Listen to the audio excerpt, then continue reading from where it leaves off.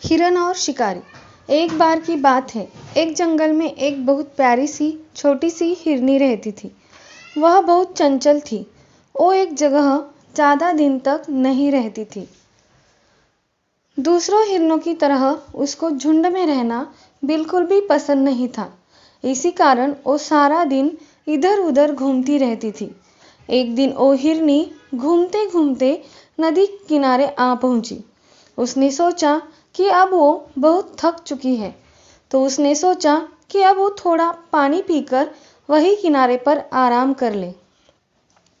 तभी शिकारी ने झाड़ियों के पीछे से छुपकर उस हिरनी को देख लिया।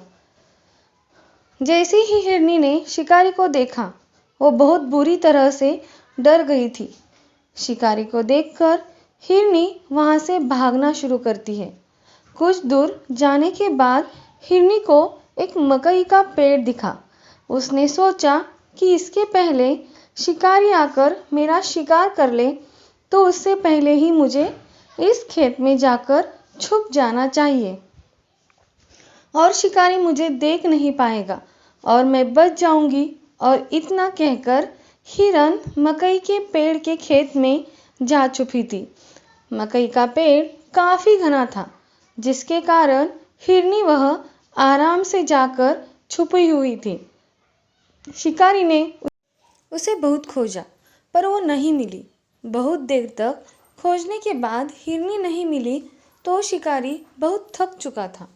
हिरनी ने सोचा कि अब वो बच जाएगी और उसने सोचा कि अब तक तो शिकारी भी चला गया होगा। हिरनी बड़े आराम से मकई के पत्तों को खाने लगी। खेत में से आवाज़ सुनकर शिकारी समझ गया कि हिरनी इसी खेत में छुपी हुई है।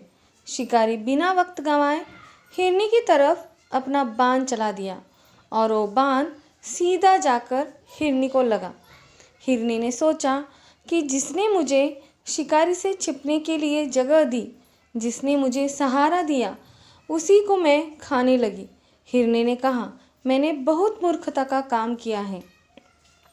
इतना सोचते ही हिरनी तुरंत मर गई।